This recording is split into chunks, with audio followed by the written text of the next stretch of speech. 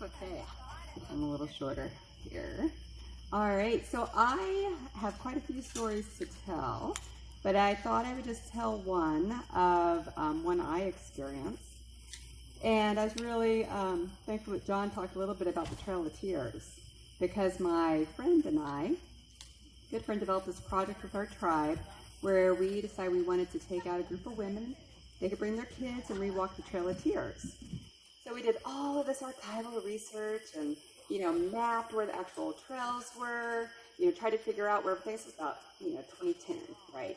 So we looked into all the stories, found the sites of what happened where, and then we decided we were about ready to pilot it to go. So we're going to test it out, see if we can actually do this as a real project. So our tribal people said, hey, this is great.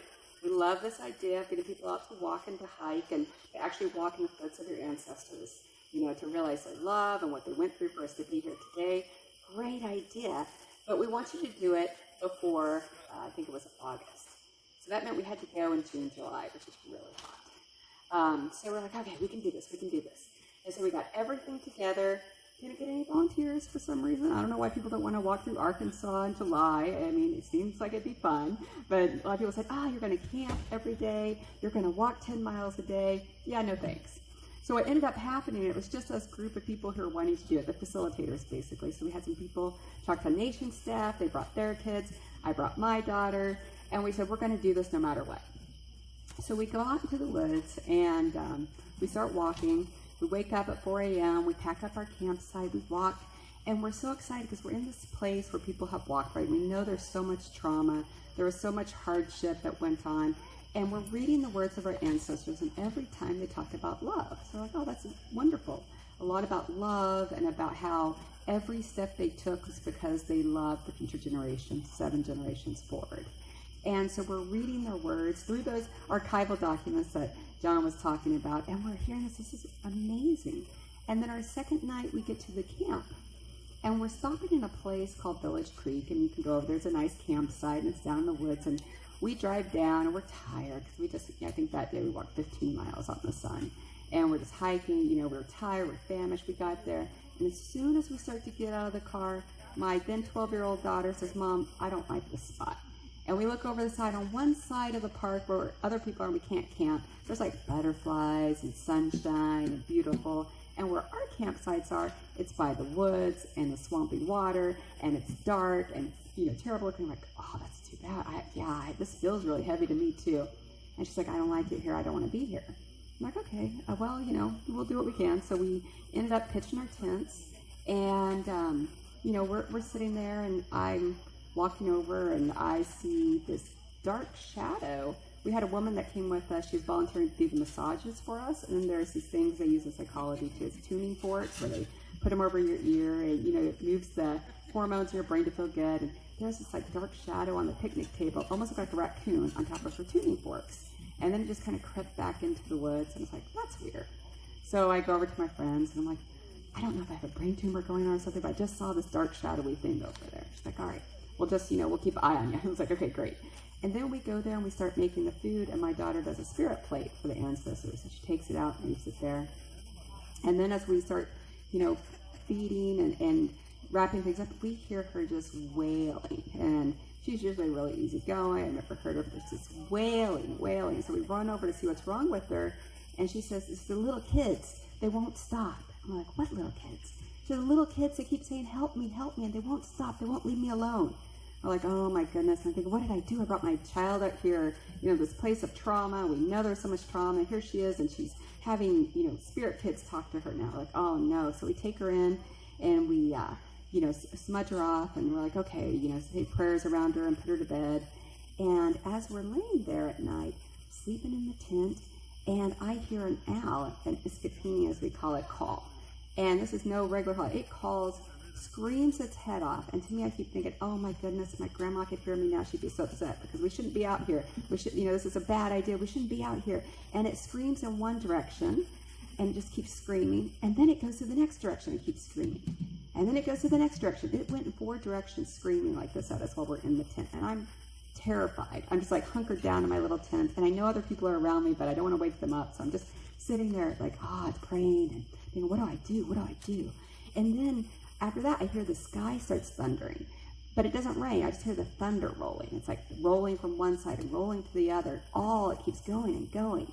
And I'm like, oh man, it's going to rain hard. You know, I don't know what's happening. And then as I'm sitting there trying to drift off to sleep, you know, we had put cedar all around our tent, thankfully. So I'm like, okay, maybe we're protected. It's okay. And then I hear this bear come over. And I hear it walk from the woods, and I hear it go, and it starts moving around our tent, and I start feeling our tent be pushed in, and I'm thinking, oh no, did I leave any food in the tent? You know, is there any food at all? I keep thinking, I don't know if I have food in here. So I put one arm over my daughter, like, if that bear comes in, I'm going to protect her. So I'm like waiting. It goes all the way, makes a big circle around our tent, and then it just kind of walks off. I'm like, okay.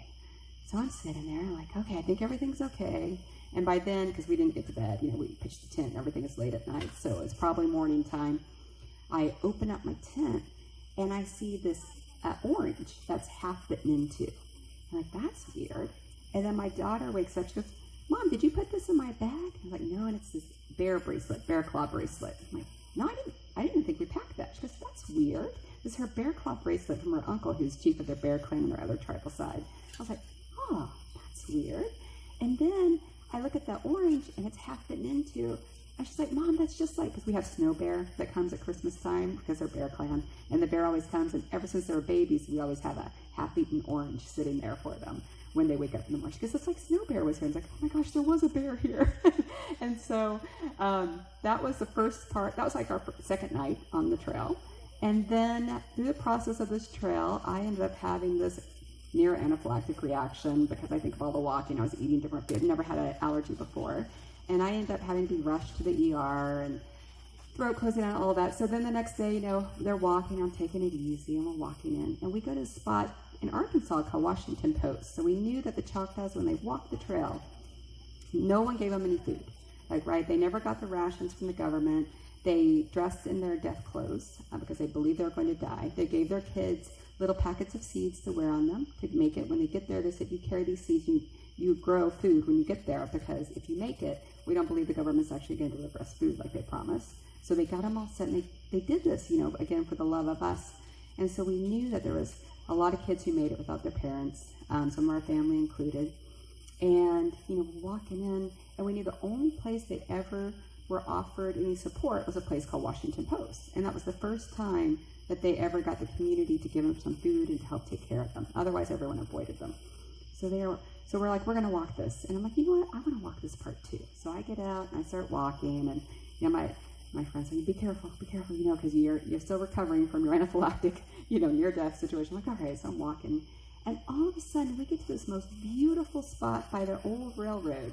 And it's where the Choctaws had camped, which I didn't know that beforehand. But it's this little spot, it's a little valley. I'm like, oh, this place is beautiful. And I look off over the distance, and I see this old train car over there, and it says art cart.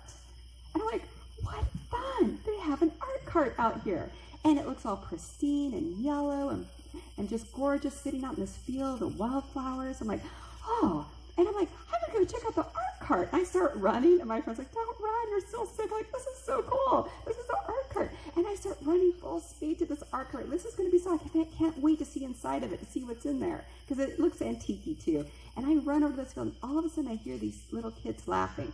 They start going, and they're just laughing and laughing. And I'm like, oh wait, why are there little kids laughing? And I'm looking around, I don't see any kids. I'm like, this is weird.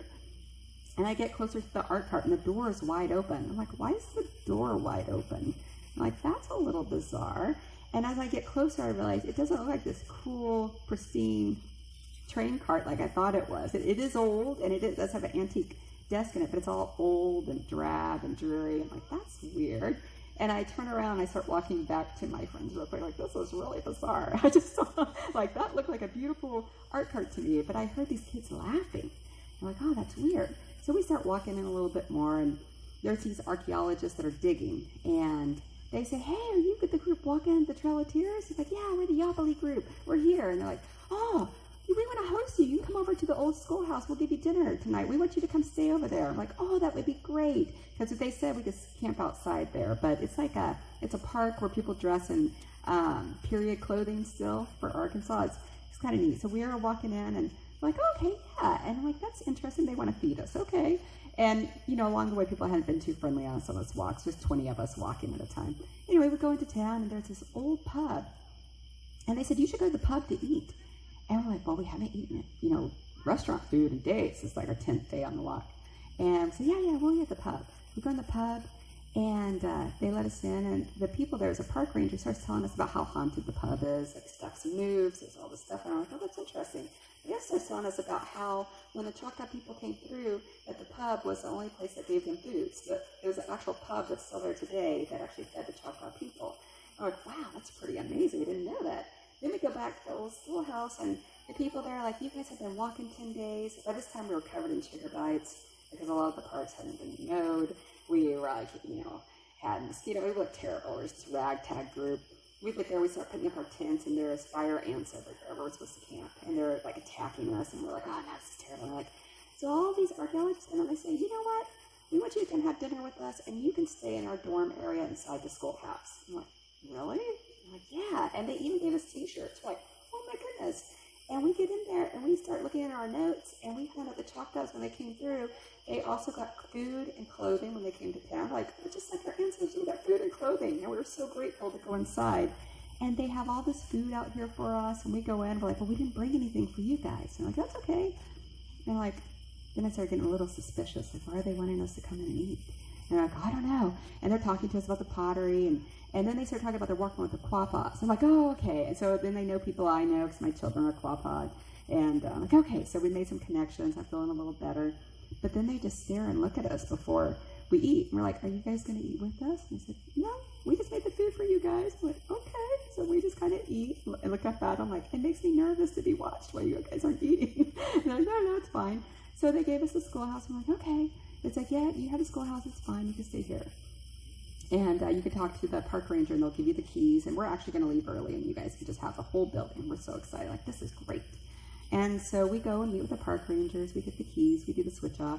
We come back in, and I walk up to the schoolhouse, and I go up the stairs, and I start opening up the kitchen doors, like to see, what do we have here? We have stuff to cook with. This is amazing. And I start trying to open different doors, and they're all locked. I'm like, oh. I'm like, I guess the people left and locked it up. So I can't open, and then I try a door to open it, and it's locked. I'm like, oh, things are locked here. I'm like, okay, well, I guess we're not supposed to be up here. So I go back down, and there's a gym, and then there's the downstairs where the dorms are with all these bunk beds. I'm like, okay, well, I guess we can't be down there. And then my friends come in, my colleagues, and they're like, hey, did you go upstairs to check out the kitchen? I'm like, yeah, it's all locked up. We can't get into anything up there. I guess they don't want us in. And so we walked back up there and said, see, it's all locked. Nothing's locked. There's no locks or anything. Like, all the doors open then, all the cabinets open. Like, it's really weird. Like, I came up here and everything was locked.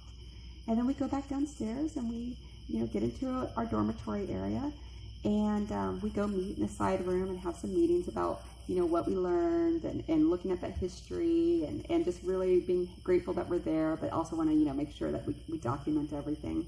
And I'm sitting there, and I walk into the room, I walk out, I walk back in, and the drawers are open in this big credenza in the room. All of a sudden, I'm like, you open the drawers? I'm like, somebody's in here with us.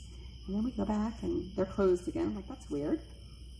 And then we go to the room to go to bed. And that night, I cuddle in and looking all around, and I'm getting a little spooked because things keep happening. The doors were locked, the drawers were coming in and out, and I snuggle up in my bed. I'm a little cold. I pull the covers up, and I know everyone's sleeping around me, so we're fine. My daughter's above me. I'm sitting there, and I'm just laying there, and I go ahead and cover up my eyes because I decide if something's here with us, I don't want to see it. So I cover my eyes up with my blanket. I'm like, I'll be fine. And so I'm sitting there with a blanket on my eyes and my face, and all of a sudden I hear somebody walk over by me and pull the blanket down. I'm thinking, oh, my dear friend Karina just pulled the blanket off my face. That's so nice of her. She probably saw me and thought, oh, she's freaking out and she's asleep. I'll pull the blanket off. And I open my eyes, like, I'm fine, really. And I look over, and she's sleeping. And I look over, and everyone else is sleeping. That's weird. And I said, but I know I heard someone. And then I look up, and not only did someone pull the blanket off my eyes, but they left a nice little blanket at the foot of my bed for me, like an extra blanket. I didn't even know there were extra blankets. And so I had a nice little extra blanket.